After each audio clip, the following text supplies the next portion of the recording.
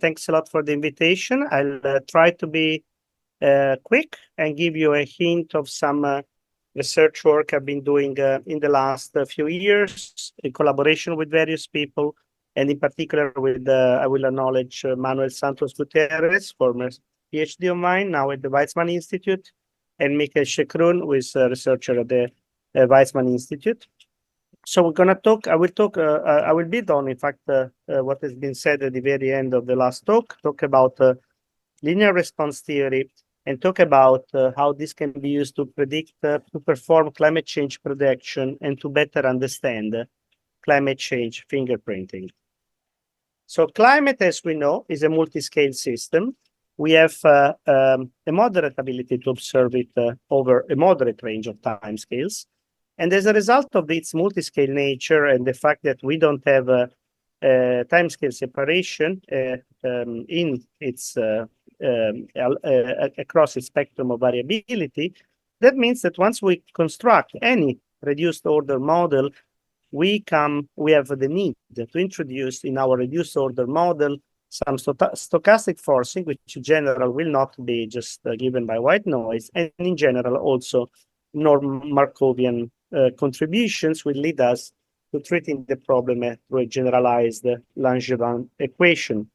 So now, if we want to make sense of the climate system, an incredibly useful angle was proposed almost 50 years ago by Hossein, who indeed had the idea of separating slow climate variables from fast weather-like variables, and sort of taking advantage of the noise, not as something that is just a nuisance, but something that builds the dynamics. So the slow climate variables integrate the noise, and as a result of this, the noise is an integral part in understanding climate. But the question is, of course, as to where the noise comes from. And what we know very well is that the noise on the small scale, spatial and temporal, comes from the fluid dynamical instabilities of the flow. So we are basically, let's say, we have both the chaotic and stochastic component of climate that are relevant at the same time, depending on our time scale of interest, or using a more technical term, depending on our coarse grain. Now, the climate system, in its long history, has shown, and we have evidence of this, on different time horizons and time scales, different regimes of response. We have a smooth response to forcing, and we have regions of high sensitivity that are associated then with the occurrence of critical transitions. Today, I will talk basically about the link between the smooth regime of response and the approach to critical transitions through situations where we have a high sensitivity. How can we do this formally? So how can we construct, again, following upon the end of the last presentation, a rigorous linear response theory? So there are several ingredients that we have to put together. So it is possible to construct a linear response theory for general stochastic dynamical system under rather general hypothesis. So we can basically, we have a reference system, and we add on top of the system some perturbations in the form of small perturbations to either the drift term or to the noise term. So physically speaking, these are perturbations acting on large or small scales. Now, it's possible from this to derive response formula that allow us to compute how expectation values of observables, so climate, to be seen, of course, as always, as a statistical property, not something related to the individual trajectory we observe. So climate is not just long-term weather, it's the statistics of long-term weather in terms of these perturbations. So it is possible to cast these response formulas in terms of a generalized fluctuation dissipation theorem. So it's possible to write the change in the expectation value of any observable of interest, your favorite climatic variables, on which can be averaged in space or in time, in terms of the properties of the unperturbed system. So that's the essence of any response theory.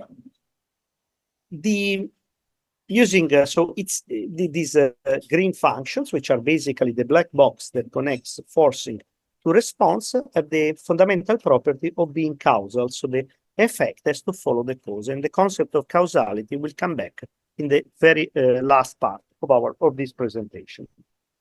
Now, this approach allows us to extend and formalize a lot of concepts that are well known in the climate literature. So we have a formal definition of what is so-called equilibrium climate sensitivity as a long-term response of the system to a doubling in particular of CO2, as well as the transient climate response. So this is the response of the global average surface temperature to a specific path of CO2 increase, 1% per year up to doubling, and then the CO2 is kept constant. So we are able to relate, as an example, the inertia, the thermal inertia of the system. But we don't need just to treat the global average surface temperature as observable of interest. We basically have the flexibility to study the response of any variable of interest to, in fact, any kind of forcing. So it's a general framework. And of course, by itself, it's a bit empty. We have to put inside the questions we want to address. In general, the power of this approach is that it allows us to relate scenarios of forcing to scenarios of response, and technically speaking, allow us to construct the time-dependent measure that's supported on the pullback attractor of the system. Now, what is the strategy here? The strategy here is to construct through a series of carefully selected simulations the green function, and then once we have this green function, we can use it through convolution as if it were a linear system to predict the response. It's very important. Let me stress again, is that the fact that you can construct a linear representation of the response does not depend on any hypothesis on the linearity of the system. That's actually an extremely wrong thing to think.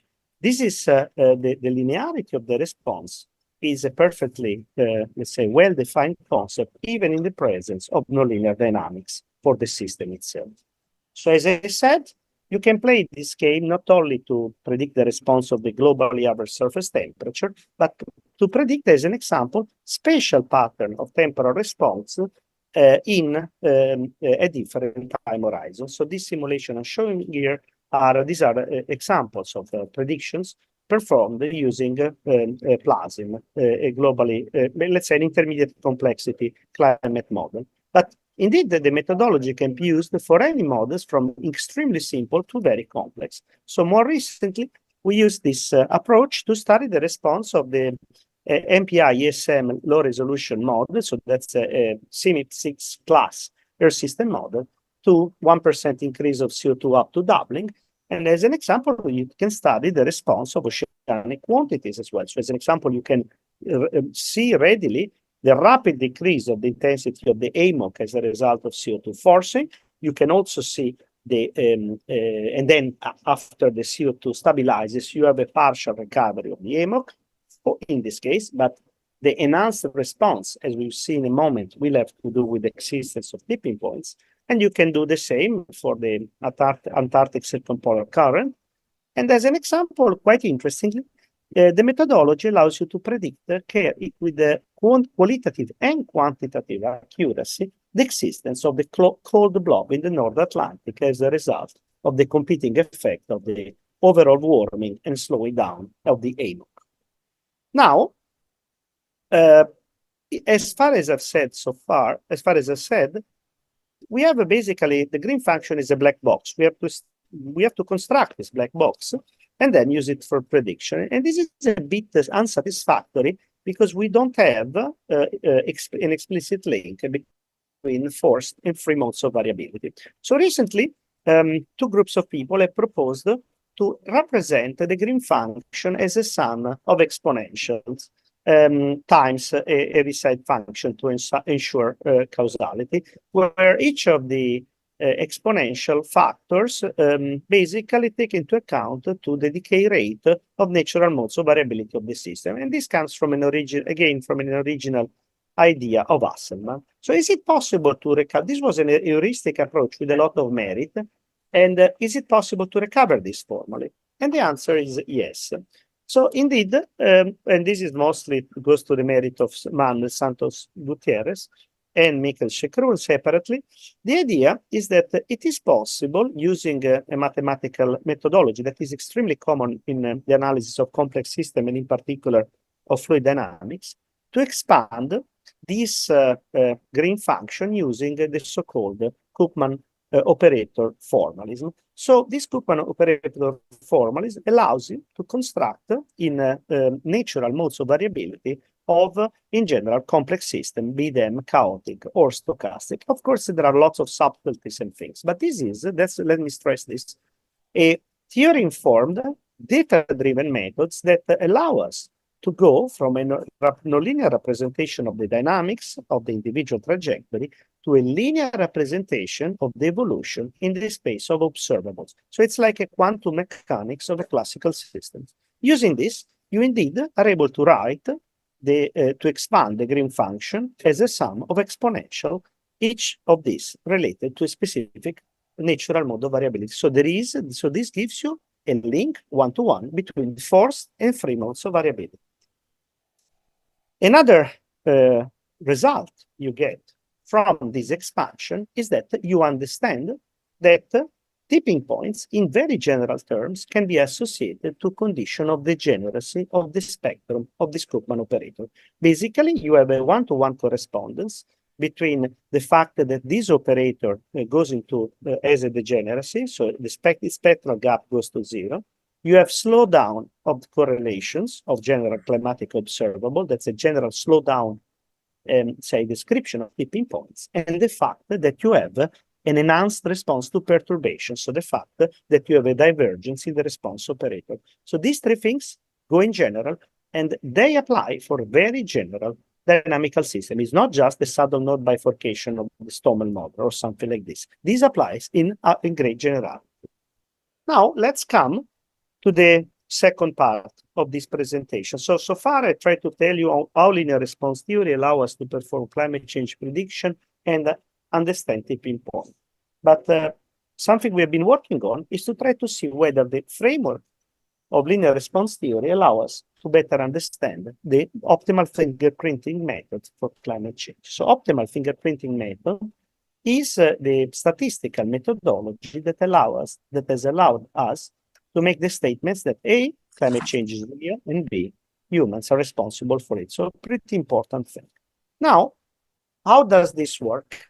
The fundamental idea is to find the optimal description of the observed climate change signal. So this is the individual trajectory that we are observing in terms of a weighted sum of fingerprints plus natural variability. And the fingerprints are obtained as ensemble averages of how a given climate model describes the response of the system to a specific forcing, say CO2 increase, land change, land use change, aerosol forcing, volcanoes, whatever you want. So the fingerprints are model-derived quantities in an ensemble sense. The Y's, it's the observations, and R is what is left out. So the optimal solution to this problem gives us the fingerprinting of the observed climate change signal in terms of the forcing associated with the XK. Now, there are various ways to solve this problem, which again was originally proposed by Hasselmann, and in some simple cases there are explicit solutions. But the fundamental idea is that in this literature, you get that you achieve a positive fingerprinting, a positive, attribution of climate change to a fingerprint is these beta factors you see here are centered around 1. So if a beta k is 1, say, that means that x1, the fingerprint, contributes with a factor 1 to the signal. So the typical figure you see in the IPCC reports are things of this sort. And basically, as you see, the idea is the assumption behind this methodology is that first, the fingerprints sum up linearly, and second, you would like this weighting factor to be 1. Once you perform this exercise, you can deconstruct the observed signal of climate change in terms of the various contributions. Okay? Now, and as I said, this has been, I would say, the most important aspect of climate change science in terms of sort of providing information for stakeholders and policymakers. A key ingredient I need to add here is that this methodology, this framework, is based upon an idea of special idea of causality called per causality, because we want to attribute, so we give a causal link between what we see and what has caused it. This is very non-trivial. So now the first causality is the so-called interventionist approach to causality. So it answers the question, how do we compare the world we observe with the world we would have seen had this forcing been absent? Okay, so, and this is done selectively for each forcing, again, CO2, volcanoes, eruption, and so on and so forth. The message I want to give you is that if you take linear response theory, we are able to derive one by one these optimal fingerprinting methods and understand why these beta factors are equal to, have to be centered around one. So the transition is going from ensemble averages, which are the statement you get from linear response theory, to individual trajectories. This is what we get instead from our needs when we do optimal fingerprinting. There are few formal passages to get this, but what I want to show you that this is possible. Concluding, what we learn is that linear response theory allows us to explain and predict climate change, but also provides strong foundations to the optimal fingerprinting methods that otherwise is a purely statistical methods that we have believed in so far. And my message is that these statistical methods is very solid, very robust, and it can be improved. There are ways to improve it in such a way that we could do the fingerprinting of the change in climate variability as a result of climate change. And I stop here. Thank you very much.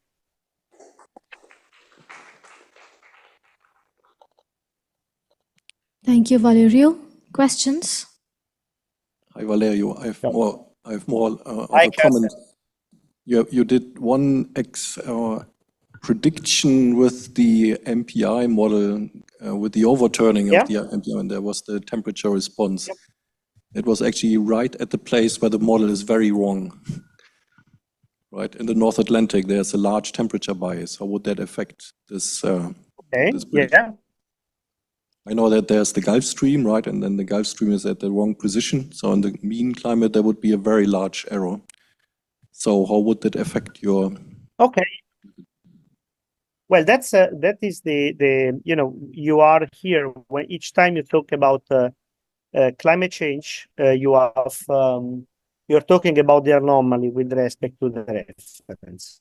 So the problem in this case, we are talking about the response of the system. Of course, what you're mentioning is important in the sense that, of course, just like each model has its own climatological biases, each model has its own biases in the response and has a different representation of the response. What I want to say here is that you could repeat this experiment with another system models and find whether or not consistently you get a similar response. This is a sort of systematic way to study the response. So not only to study, if you want, model biases, to study systematically how models differ in the response.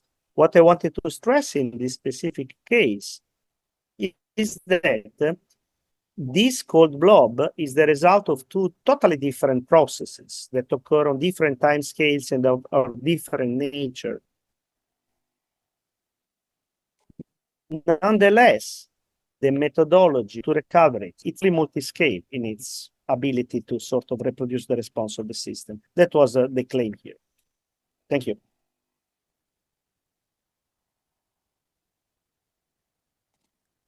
More questions?